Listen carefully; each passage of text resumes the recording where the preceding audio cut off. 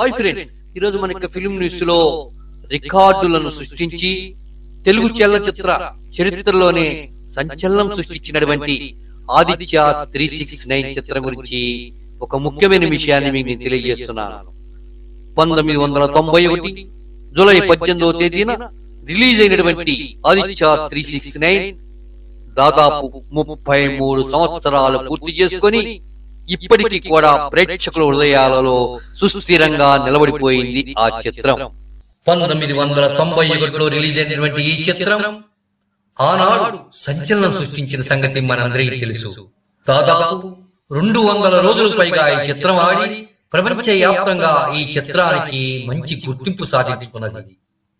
ఈ చిత్రం కాలం అనే కాన్సెప్ట్ తో ప్రేక్షకుల ముందుకు తీసుకొచ్చాడు మన దర్శకుడు సంగీతం శ్రీనివాసరావు. ఈ చిత్రం అంతా కూడా సైన్స్ కు సంబంధించినటువంటి కథాంశంతో ఉపగ్రహాలకి అనుగుణంగా ఈ చిత్రాన్ని చిత్రీకరించడం జరిగింది. ఈ చిత్రంలో నందమూరి బాలకృష్ణ శ్రీకృష్ణదేవరాయల పాత్రలో అద్భుతంగా నటించి ప్రేక్షకులను మెప్పించారు.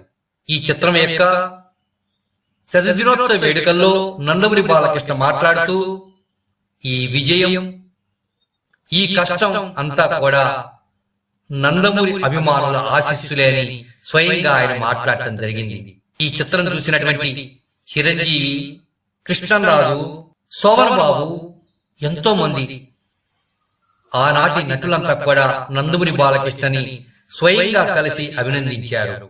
దీన్ని దృష్టిలో ఉంచుకొని ఇప్పుడు నందమూరి నరసింహం ఈ ఆదిత్య 369 ని తన కుమారుడైనటువంటి మోక్షజ్ఞ చేత తన యొక్క స్వీయ దర్శకత్వంలో సొంత కథతో ఆదిత్య 369 మ్యాక్స్ అనే టైటిల్ తో ప్రేక్షకుల ముందుకు తీసుకురాబోతున్నాడు మన నందమూరి నరసింహం.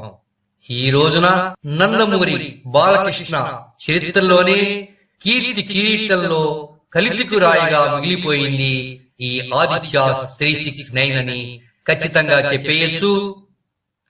ఆదిత్య 369 చిత్రం 33 సంవత్సరాలు పూర్తి చేసుకున్న సందర్భమున అభిమానులకు, అటు ప్రేక్షకులకు, ప్రతి ఒక్కరికి కూడా శుభాకాంక్షలు తెలియపరుచుకుంటూ ఎందరో నందమూరి అభిమానులు ప్రతి ఒక్కరికి శతకోటి వందనము.